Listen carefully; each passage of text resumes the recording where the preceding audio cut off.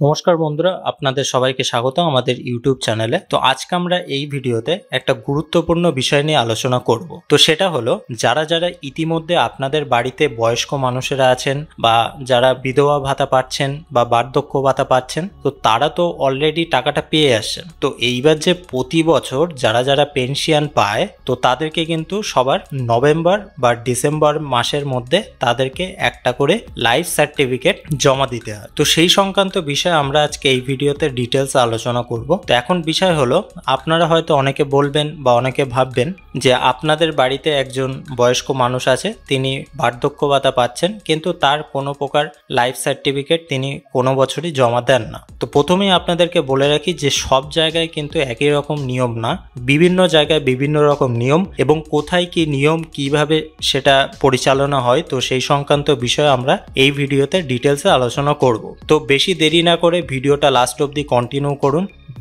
বিশেষ কিছু গুরুত্বপূর্ণ আপডেট কিন্তু আপনারা এই ভিডিও থেকে পেয়ে যাবেন। তো দেখুন, যারা ইতিমধ্যে নিয়মিত বার্ধক্য ভাতা, বিধবা ভাতা বা প্রতিবন্ধী ভাতা, এই সব ভাতাগুলো পেয়ে আসছেন, বিশেষ করে যারা বার্ধক্য ভাতা পাচ্ছেন, অর্থাৎ 60 বছরের পরের বয়সী যারা পেনশন পাচ্ছেন রাজ্য সরকারের কাছ থেকে, তো তাদের ক্ষেত্রে এই বিষয়টা কিন্তু খুবই গুরুত্বপূর্ণ। এবার অনেক জায়গায় হয়তো দেখা যাচ্ছে প্রতিবন্ধী ভাতার লাইফ সার্টিফিকেট নেওয়া হয়, বিধবা ভাতার লাইফ সার্টিফিকেট নেওয়া হয়। তো আপনারা এই বিষয়ে কমেন্ট করে জানাবেন যে আপনাদের এলাকায় বার্ধক্য ভাতা বা বিধবা ভাতা বা প্রতিবন্ধী ভাতা কোন ভাতার লাইফ সার্টিফিকেট নেওয়া হচ্ছে। তো লাইফ সার্টিফিকেটটা কি? এটা হচ্ছে প্রমাণপত্র আপনি বেঁচে আছেন কিনা। তো এবার প্রতি বছর একটা সময়সীমা থাকে, আর এই সময়সীমাটা হলো হচ্ছে নভেম্বর থেকে ডিসেম্বর মাসের মধ্যে। তো এই নভেম্বর বা ডিসেম্বর মাসটাই বা কেন? তো দেখুন, কেন্দ্র সরকার বা রাজ্য সরকারের তরফ থেকে যে সরকারি আধিকারিকদের পেনশন দেওয়া হয়, তো তাদের ক্ষেত্রেও কিন্তু সেম নিয়ম, নভেম্বর থেকে ডিসেম্বর মাসের মধ্যে তাদের লাইফ সার্টিফিকেটটা জমা দিতে হয়। আবার কিছু কিছু ক্ষেত্রে কিন্তু অক্টোবরের পরে, অর্থাৎ পুজোর পরেও কিন্তু আপনারা লাইফ সার্টিফিকেটটা জমা দিতে পারেন। তো মূল বিষয় হচ্ছে অক্টোবর থেকে ডিসেম্বরের মাসের মধ্যে আপনাদের যে প্রমাণপত্র বা আপনি বেঁচে আছেন কিনা বা যে পেনশন পাচ্ছে সে বেঁচে আছে কিনা, তো তার প্রমাণপত্র কিন্তু আপনাদেরকে দিতে হয়। তো আগের বছর থেকে শুরু হয়েছিল যে ডাইরেক্ট আপনারা সাইবার ক্যাফে গিয়ে আপনাদের লাইফ সার্টিফিকেটটা জমা দিতে পারেন, আপনাদের ফেস আইডি নিয়ে সম্পূর্ণ ডিটেলস ভরার পরে কিন্তু আপনি লাইফ সার্টিফিকেট জমা দিতে পারেন। এবার বিষয় হলো, যারা রাজ্য সরকারের তরফ থেকে পেনশন পাচ্ছে, অর্থাৎ বার্ধক্য ভাতা পাচ্ছে, তো তাদের ক্ষেত্রে কি করতে হবে? দেখুন, এখানে 3 প্রকার বিষয় আছে। একটা হচ্ছে গ্রাম পঞ্চায়েতের ক্ষেত্রে, আর একটা পৌরসভার ক্ষেত্রে, আর একটা হচ্ছে সমাজ কল্যাণ দপ্তরের ক্ষেত্রে। তো এখন বিষয় হচ্ছে,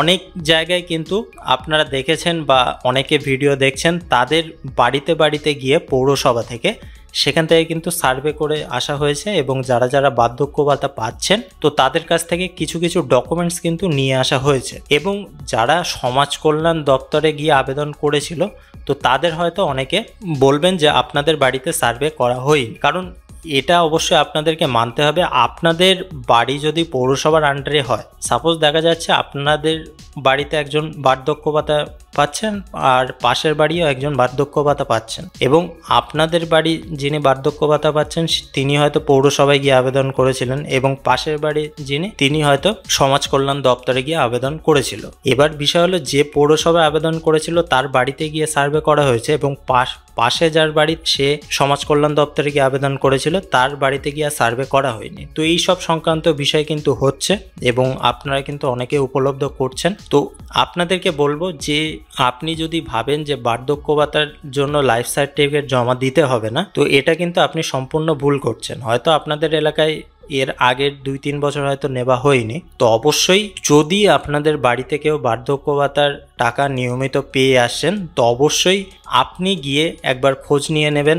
যদি বিডিও অফিস, তো বিডিও অফিসে গিয়ে খোঁজ নেবেন, না গ্রাম পঞ্চায়েত, না হলে পৌরসভায়, না হলে সমাজ কল্যাণ দপ্তরে গিয়ে একবার খোঁজ নিয়ে নেবেন যে বার্ধক্য ভাতার জন্য লাইফ সার্টিফিকেট জমা দিতে হবে কিনা। তো যদি সেখান থেকে বলে লাইফ সার্টিফিকেট জমা দিতে হবে, তাহলে কিন্তু অবশ্যই সময়ের মধ্যে গিয়ে আপনারা লাইফ সার্টিফিকেটটা জমা দিয়ে দেবেন, না হলে কিন্তু আপনাদের বাড়িতে যিনি বার্ধক্য ভাতার টাকা পাচ্ছিলেন তিনি কিন্তু আর টাকা পাবেন না। তো এখন বিষয় হচ্ছে, বার্ধক্য ভাতায় কী কী ডকুমেন্টস লাগবে বা লাইফ সার্টিফিকেট কখন জমা দিতে হবে, এবং লাইফ সার্টিফিকেটের সাথে কি কি ডকুমেন্টস জমা দিতে হবে, তো সেই সংক্রান্ত বিষয়ে কিছু আপডেট আপনাদেরকে এবার দেব। তো প্রথমেই বললাম যে অক্টোবর থেকে ডিসেম্বরের মাসের মধ্যে আপনাদের লাইফ সার্টিফিকেটটা কিন্তু জমা দিতে হয়। তো বার্ধক্য ভাতা হোক, বিধবা ভাতা হোক বা প্রতিবন্ধী ভাতা হোক, যদি সব ভাতা থেকেই যদি লাইফ সার্টিফিকেট নেয় তাহলে কিন্তু অবশ্যই সেটা আপনাদের খোঁজ নিয়ে তারপরে গিয়ে আপনাদের লাইফ সার্টিফিকেটটা জমা দিয়ে আসতে হবে। তো এবার বিষয় হচ্ছে কোন ডকুমেন্টসগুলো আপনাদেরকে দিতে হবে, তো সেই সংক্রান্ত বিষয়ে এবার একটু আলোচনা করব। তো দেখুন, যারা যারা দুয়ারে সরকার ক্যাম্পে আবেদন করেছিলেন বা এখন টাকা পাচ্ছেন, তো তাদের ক্ষেত্রে বলবো আপনাদেরকে কিন্তু গ্রাম পঞ্চায়েতের মধ্যেই কিন্তু গণ্য করা হবে। অর্থাৎ আপনি গ্রাম পঞ্চায়েতে গিয়ে খবর নিলে কিন্তু আপনি সম্পূর্ণ বিষয়টা বুঝতে পারবেন। এবং যারা পৌরসভায় যাবেন বা সমাজ কল্যাণ দপ্তরে গিয়ে খোঁজ নেবেন, যদি জমা দিতে হয় দেবেন, না হলে দেবেন না, সোজা হিসাব। কিন্তু জমা দেওয়ার জন্য অবশ্যই একবার খোঁজ নিয়ে নেবেন, কারণ জমা দিতে হলে আপনি যদি না দেন তাহলে কিন্তু পরবর্তীকালে সমস্যা হতে পারে বা নামটা কেটে দিতে পারে। তো বিষয় হচ্ছে যে বার্ধক্য ভাতা বা বিধবা ভাতা কি কি ডকুমেন্টস লাগে। তো দেখুন, লাইফ সার্টিফিকেট জমা দেওয়ার জন্য প্রয়োজনীয় নথি হচ্ছে Aadhaar card, voter card, ration card, ব্যাংকের পাসবুকের প্রথম পাতার জেরক্স আর 1 কপি পাসপোর্ট সাইজের ফটো। আর ব্যাংকের বইয়ের কথা বললাম, তখন বিষয়টা হবে যে ব্যাংকের বইতে আপনি টাকাটা পাচ্ছেন নিয়মিত, বার্ধক্য ভাতা হোক, বিধবা ভাতা হোক, তো সেই ব্যাংকের বইয়ের প্রথম পাতার জেরক্স কিন্তু আপনাদেরকে দিতে হবে। এবং এই নথিগুলো জেরক্সের সাথে সাথে 1 কপি ছবি যুক্ত করে অফিসে জমা দিতে হবে। অর্থাৎ গ্রাম পঞ্চায়েত হোক তো গ্রাম পঞ্চায়েতে, পৌরসভায় হলে পৌরসভায়, আর না হলে সমাজ কল্যাণ দপ্তরে গিয়ে কিন্তু জমা করতে হবে। এবং আরেকটা বিষয় আছে যে অন্য কেউ কি জমা দিতে পারবে? তো আপনাদেরকে এক কথায় উত্তরটা বলবো না। যে ব্যক্তি বিধবা ভাতা বা বার্ধক্য ভাতা পাচ্ছেন তাকে নিজেকে অফিসে যেতে হবে এবং লাইফ সার্টিফিকেট জমা দিতে হবে। কারণ সেখানে অফিসারদের সামনে আপনাদের হাতের ছাপ বা সই করতে হবে। উপভোক্তা যতই বয়স্ক হোক না কেন তাকে কিন্তু সাথে নিয়ে যেতে হবে। অর্থাৎ আপনি যদি তার ছেলে হন বা অন্য কোনো সম্পর্কের হন তাহলে কিন্তু আপনি সঙ্গে তাকে নিয়ে যেতে পারেন, কোনো অসুবিধা হবে না। এবং লাইফ সার্টিফিকেট জমা দেওয়ার জন্য প্রধান উদ্দেশ্য হলো যিনি উপভোক্তা তিনি আদৌ বেঁচে আছেন কিনা, তো সেই জন্যই তাকে যেতে হবে। বিষয়টা আপনারা বুঝতে পেরেছেন। তো আর একটা বিষয় আছে, যিনি ফেব্রুয়ারি থেকে বার্ধক্য ভাতার টাকাটা পাচ্ছেন, এবার তিনি হয়তো মনে করছেন যে এখনো হয়তো 1 বছর হয়নি, তাহলে আমার কোনো জমা দেওয়ার কোনো প্রয়োজন নেই। তো এটা ভাবলেও কিন্তু আপনি ভুল করবেন। কারণ আপনাদেরকে বলবো যে একটা সময়সীমা থাকে অক্টোবর থেকে ডিসেম্বরের মধ্যে। তো এই সময়সীমার মধ্যে আপনি 4 মাস আগে থেকে পান, 1 বছর আগে থেকে পান, 6 মাস আগে থেকে পান, তো আপনাদেরকে কিন্তু জমা দিতে হবে। তো এবার আপনাদের এলাকায় গ্রাম পঞ্চায়েতে বা পৌরসভায় যদি না জমা নেওয়া হয় তো সেটা আলাদা ব্যাপার। কিন্তু যেসব পঞ্চায়েতে বা পৌরসভায় জমা নেওয়া হচ্ছে আপনাদেরকে কিন্তু নিয়মিত ওই সময়সীমার মধ্যে গিয়েই জমা দিতে হবে। তো অবশ্যই আপনাদেরকে বলবো 4 মাস আগে থেকে হোক, 6 মাস আগে থেকে হোক, আপনারা গিয়ে একবার খোঁজ নিয়ে যা যা ডকুমেন্টস বা যিনি উপভোক্তা তাকে নিয়ে গিয়ে কিন্তু একবার জমা করে আসলে কিন্তু আর কোনো প্রকার সমস্যা পরবর্তী সময়ের হবে না। এবার বিষয় হচ্ছে যে আপনাদেরকে বললাম অনেক জেলায় লাইফ সার্টিফিকেট জমা করার বিষয়ে সরকারি অফিসারদের তরফ থেকে কিন্তু কোনো প্রকার নোটিশ দেওয়া হয় না এবং অন্যের মুখে শুনে শুনে জমা দিতে হয়। এক্ষেত্রে উপভোক্তাকে প্রতি বছর নভেম্বর মাস নাগাদ অফিসে গিয়ে খোঁজ নিতে হবে বার্ধক্য ভাতায় কী কী ডকুমেন্টস লাগবে এবং সেটি কখন জমা দিতে হবে। এবং অবশ্য যদি আপনারা না খোঁজ পান ডিসেম্বরে গিয়েও খোঁজ নিতে পারেন, কোনো প্রকার অসুবিধা নেই। এবং উপভোক্তা যদি হাঁটতে না পারে বা অক্ষম হয় সেক্ষেত্রে পরিবারের সদস্যকে সাহায্য করতে হবে। সোজা হিসাব আপনাদেরকে বোঝাতে পারলাম। তো আবারও বলে দিচ্ছি, যদি আপনি দুয়ারে সরকার ক্যাম্পে আবেদন করে নিয়মিত টাকা পাচ্ছেন তাহলে গ্রাম পঞ্চায়েতে গিয়ে খোঁজ নেবেন।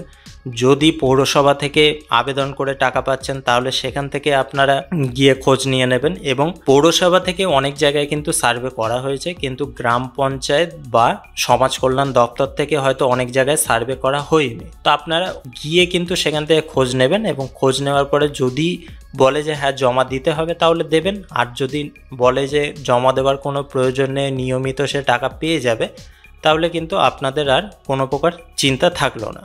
তো একবার জিজ্ঞাসা করার জন্য আপনাদের আর বেশি সময় লাগবে না, অবশ্যই একবার জিজ্ঞাসা করে নেবেন। আর আশা করি সম্পূর্ণ বিষয়টা বোঝাতে পেরেছি কি কি ডকুমেন্টস লাগবে। আবারও একবার আপনাদেরকে বলে দিচ্ছি যে প্রথমেই আধার কার্ডটা কিন্তু আপনাদেরকে সঙ্গে নিয়ে যেতে হবে।